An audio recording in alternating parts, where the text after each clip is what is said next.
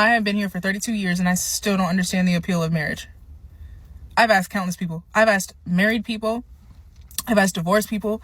I've asked single people all of my life, literally all my life, because I've just been trying to figure out, why do people get married? My parents have been married for over 30 years. I see the pros and the cons with that, but like, why the fuck do women want to get married? Like, why men want to get married makes so much sense, right? You know what I mean? You're getting a lot in that package deal.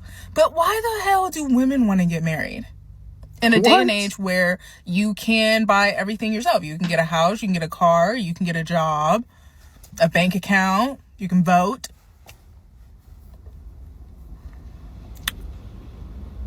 I mean, I'm like, unless there's kids in the picture, I just don't see the appeal to like say, yeah, this is easy. Let me tie myself legally to this person who could not only ruin my finances, he could also ruin my health. Yeah, I just, hey, okay. Why are we still doing that? Like, help me.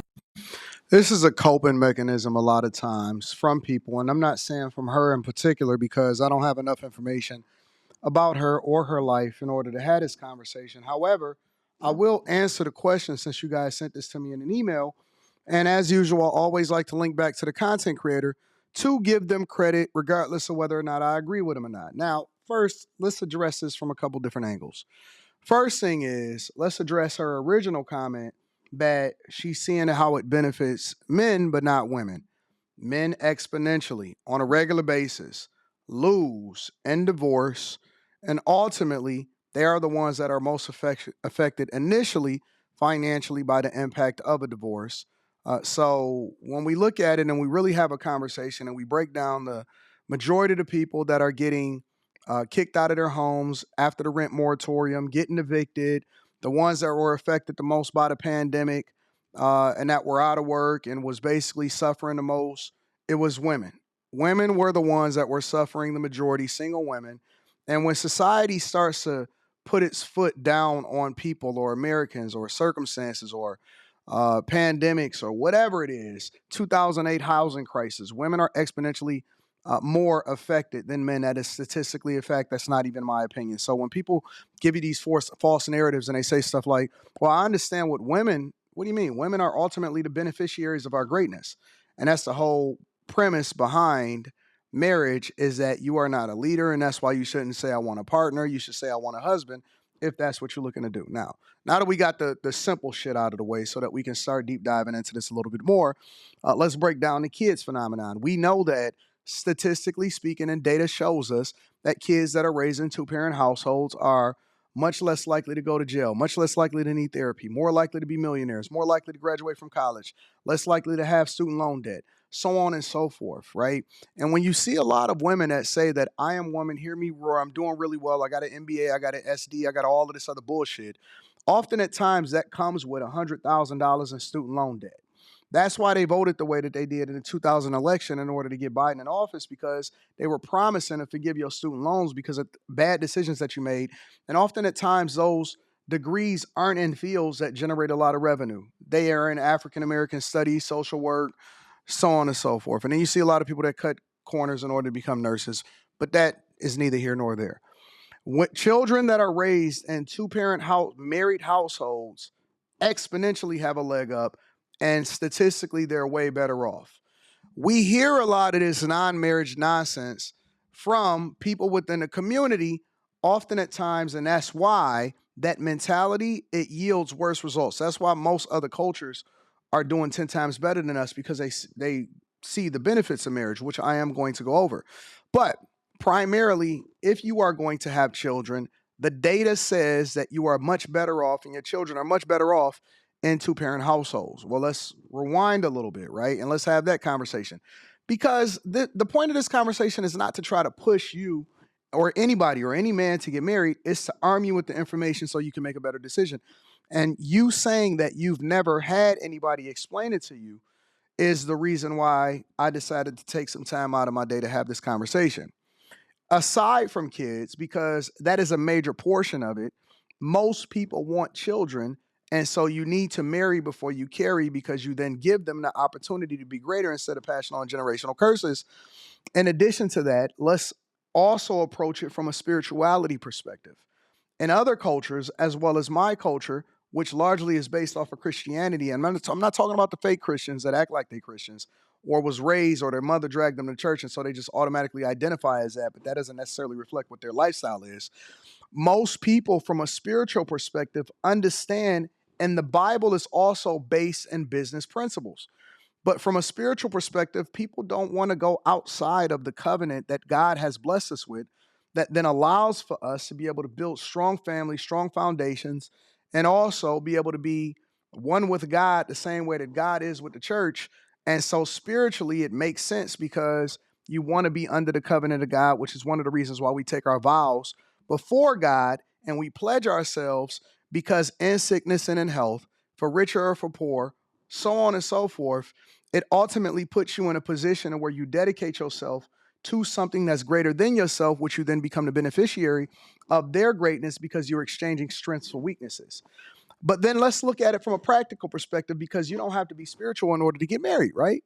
So marriage, in a sense, is also primarily ideal for younger people that are building it out of the mud, which is one of the reasons why you can then lean on each other for the greater good of the family and the benefits of each other. So, for example, if you take that pledge and you abide by it, which a lot of people like to revise their vows to mean something completely different, but if you take that pledge before God and you abide by it and you get married younger, not only do you prevent yourself from being trauma bonded to other people that you've opened up your legs to that you should have never been with in the first place, it allows for you to build a foundation that then promotes everything else that's around you to be beneficial for everybody that's in that situation. So I'll give you an example. When you combine resources, which is why you then primarily live together when you don't have anything when you're younger, it allows for y'all to build wealth faster if you operate under the covenant of God. So man over woman, woman over child, God over man. That's the reason why kids didn't need daycare, wasn't in latchkey. They wasn't suffering, right? Because the woman stayed home, the man then dedicated themselves. We have a spending problem, which then you then have to have multiple different people working in the household. But you had that structure, so the woman reared the children, the man brought home the resources, and all was good with the world, right? Nobody was looking at everybody on Instagram, seeing what's still outside, still opening up their legs to people that they shouldn't been with in the first place.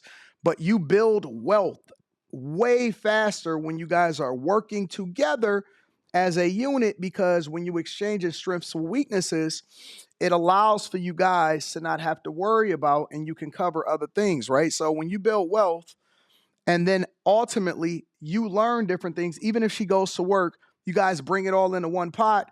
You cut your expenses by living together, and then you allow for yourselves to put yourselves in the best position possible long term.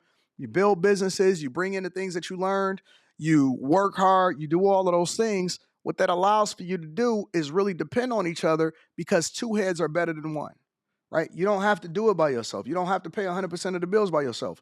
You bring it all in. It's 100%, 100%. You pull it all into one pot, and then you build in wealth together. You building on a vision together. You executing on this vision. If you decide to have kids, you then rear those children successfully, so on and so forth. And that's why most cultures are ahead of us, because they understand that we are stronger together than we are apart. When you operate individually, when you out here opening up your legs to people becoming single baby mamas, like the majority of the people that's in our cultures, see, they don't throw that part into the equation. They don't throw into the equation the fact that you are still doing married people things. You just suffering because you don't have the structure behind it. You don't have his family, her family, all working together. You opening up yourself to all of these different spirits that come in and divide you as a people. You can't build any real wealth because she's struggling, and now other people are raising her children, and she don't even know what them other people is doing, but they raising her children because they now are, or they're structured as a daycare, and it's so fucking dumb. For people that don't have anything, marriage is ideal. For people that have everything, they've often at times aligned people with them that's equally yoked. That's another part of it. Equally yoked to preserve wealth and to raise children, okay? Preserve wealth, raise children, and then that third caveat, depending on what you believe, so that they can be under the covenant of God.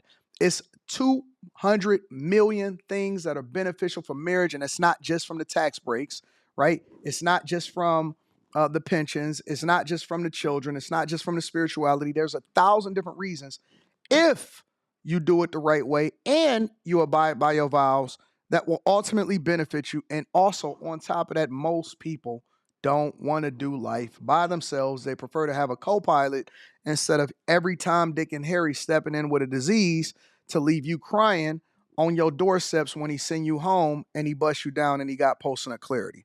So ultimately, on top of that, marriage is much more beneficial for women as it is than men. That's why you see that men want revised results when it comes to family court laws. Men often at times lose the most, but you can tell that women would benefit from marriage more because even after that, long term, women often at times suffer by themselves because, well, I'm not going to get into that part. That's a whole nother conversation. But the point that I'm making is that most people say that they don't understand marriage. They haven't really seen it done the right way. Most people that are married are much richer. They're more successful. Their kids are much better off. Um, they preserve wealth. Their cultures and their cultural norms are much greater than y'all's. You have greater structure. Your kids don't turn out sassy and gay. They don't have identity problems. They're less likely to go to therapy. They don't have a whole bunch of consumer debt as a result of it. And they're much more likely to build wealth and preserve wealth within their own family structures. But if you don't understand it and if you want to do life by yourself and love comes with it, because I often at times say that you have to look at marriage as a business just as much as you look at it for love. If you don't understand it, then you'll never be a part of it. And if you never be a part of it, then you'll never really be able to experience the greatness that comes with it. It's so much better, so much greater, so much easier for women to align themselves with men that they don't skip over that's best for them. And instead, they out here opening up their legs and they getting pregnant and they making TikToks talking about they suffering out here on these streets. Again, go back and look at even history within our time. Look at the pandemic. Look at the 2008 housing crisis. Look at all of these things and look at who was the most affected. The women that were not married. And you can also look at other cultures and see how much better off they are because they do value the structure that comes along with traditional households versus all of this bullshit that y'all just running out here doing. Black women, a lot of times, they are the most saddled with debt. They have the most student loans. They are the most enrolled, but it doesn't necessarily translate into success because despite what they're saying on these social media platforms, all you got to go and do is look at the census, look at the data, man, they still in last place and they still don't make as much money as men. It's a fact. Anyway, I can do a part 2 to this if y'all want me to. I can really deep dive into the benefits of it if you want to. But again, I'm not trying to push you towards it. I'm just trying to arm you with the information so you can understand how to do it correctly. I love y'all. I appreciate y'all. Make sure y'all tap into the Patreon. Link is in the description. Also, I always like to link back to the content creator. I'm going to holler at y'all later. Peace.